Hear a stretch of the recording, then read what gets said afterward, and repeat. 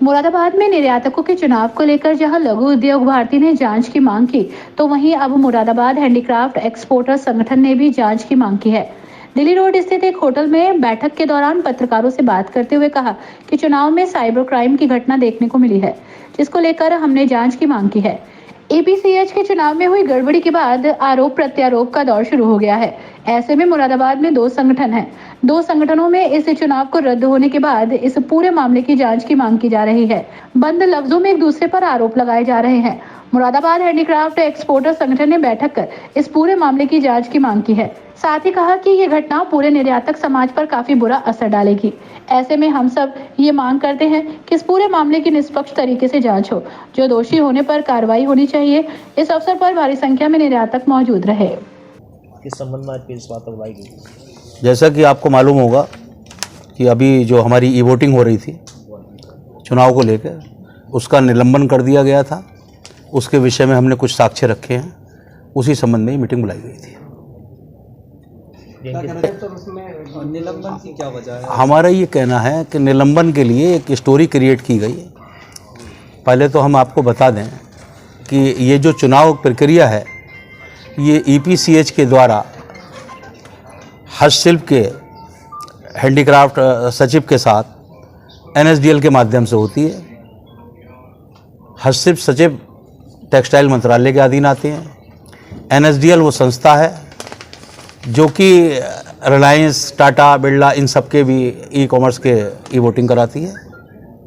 तो इनके माध्यम से ये ई वोटिंग हो रही थी, जिसमें साइड में कुछ ग्लिच आने के कारण ऐसा बताया गया कि कुछ लोगों ने उसकी शिकायत की, और हमने भी जब उस ग्लिच को देखा तो हमने ये प्रयास किया कि इसको रोका जाए, इसकी बात बताई जाए।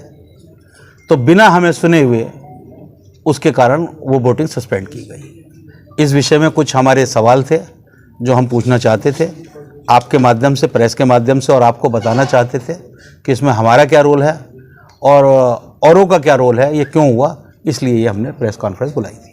अच्छा, आपसे पहले एक प्रेस कॉन्फ्रेंस आईयूबी की तरफ से भी की गई है। उनका कहना यह है कि इसमें हमारा तो कोई रोल नहीं है। हम तो कह रहे हैं कि निष्पक्ष वोटिंग होनी चाहिए। मैं उनकी बात का समर्थन करता हूँ। हम भी यही बात कह रहे हैं कि निष्पक्ष वोटिंग होनी चाहिए। लेकिन हमारा ये कहना है आप लोगों के चैनल के माध्यम से कि जब हमने कोई भी क्राइम, अगर वोटिंग में कोई ग्लिच आई है या कहीं भी, तो वो साइबर क्राइम की श्रेणी में आता है।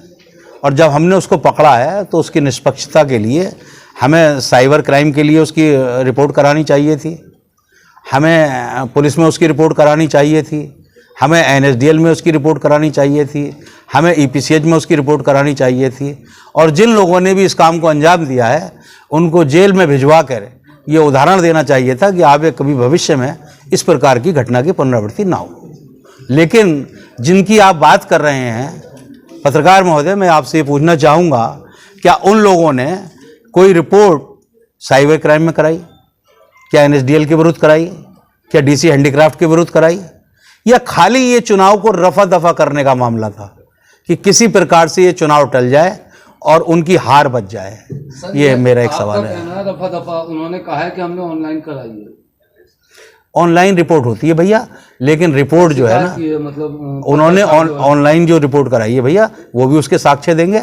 हम भी 5-6 दिन में आपको पूरे साक्ष्य के साथ जांच के साथ बात कर रहे हैं। आप कोई वीडियो क्लिप की? जी। क्या है वो वीडियो क्लिप में? क्या है? वीडियो क्लिप मैंने नहीं देखा, लेकिन मुझे ये बताया गया कि कोई वीडियो क्लिप जाके इलेक्शन कमेटी के सामने पेश किया गया, जिसमें उन्होंने ये बताया कि साहब इस तरीके से ये फर्जी वोट डाला जा सकता है और ये इसमें ग्लिच है। हाँ, जिसमें ग्लिच। आपको ये कहाँ से पता लगा? ये कंफर्म कहाँ से होगा? हमें तो जब दिमाग दोपहर से दौड़ना शुरू हुआ था, जब हमारे एक मेंबर ने बताया कि 21 तारीख को उसने अपना ईमेल मांगा और उसको पता लगा कि उसका वोट पड़ गया है, तो हम ये समझे कि हो सकता है भाई ये आपस में, क्योंकि मित्रता का चुनाव है, ये हमसे झूठ बोल रहे हो कि भाई मैंने इन्हें पासवर्ड दे दिया और हमें भी ना बता रहे हो। तब जब तक ये दिमाग दौड़ा तो ये बात सामने आई कि भाई ये ग्लिच है और ये रची गई है, ये साइबर क्राइम करा गया है। इसमें बहुत से लोग शामिल हैं। इसमें जो वीडियो की बात कर रहे हैं आप, ये वीडियो लघु उद्योग भारती ने अपने ग्रुप पे जो है पोस्ट करा। उस ग्रुप से जो है वो सारे ग्रुपों में फ्लोट हुआ, वो उसी से आपको पता चला? उसी से मालूम चला हम लोग। अच्छा, उन्हीं के ग्रुप से? हाँ जी। अब आगे की क्या रणनीति रहेगी? आगे की रणनीति यह है कि हमने जैसे कि आपको बताया कि साइबर क्राइम में इसकी रिपोर्ट करा दी है, ईपीसीएच को नोटिस दे दिया है एनएसडीएल को नोटिस दे दिया है कि इसकी पूर्णतः जांच कराई जाए और इसके अंत में ज़रूर पहुंचा जाए ताकि ईपीसीएच की निष्पक्षता पर सवाल न उठे, क्योंकि ईपीसीएच तो चुनाव कराने वाले साथी हैं, उनका ना वोटिंग कराने से काम है ना वोटिंग डलवाने से काम है। और हमें ये पता लग सके कि ये गलती किसके द्वारा, किसी ना किसी ने तो ये किया है। अगर एनएसडीएल ने खुद किया है तो वो बताएं कि साहब हमने किया है, किसी ने उनके हैक किया है तो ये बताएं किसने हैक किया है। आज के ज़माने में तो मेरे भाई रुपए गए हुए आ जाते हैं वापस, तो ये पता लगना चाहिए कि ये किसने किया है। दूसरा, मैं ये आज जो है ये थोड़ा सा जो इलेक्शन को लेकर थोड़ा सा मसला चला था उसको क्लैरिफाई करने के लिए रखी गई थी। क्या मांग है आपकी? देखिए अब ये सब जांच के बाद ही पता चलेगा सबके क्या होना है, कैसे होना है। जांच आप चाहते हैं कि इस पूरे मामले की जांच? हाँ, पूरी जांच हो। क्या गड़बड़ी आपको सामने आई है अब तक? ये तो देखिए साइबर क्राइम का इशू है कि साइबर क्राइम इसको, जैसे कि अभी कंप्लेन सारी की गई है वही इसको सही तरीके से पारदर्शिता के साथ निकालेंगे कि क्या इशू है, कहाँ से हुआ, किस तरह से हुआ। So I think the authority will take care. क्या आपकी तरफ से कोई शिकायती पत्र दिया गया है? हाँ, अभी दी गई है शिकायत भी हमारी तरफ से कि भाई ऐसा है कि इसके पीछे किन लोगों का हाथ है, किस तरह की चीज़ें हैं, किस तरह से ये हैक हुआ है या जो भी हुआ है उसकी पूरी तरीके से जो है वो जांच होनी चाहिए।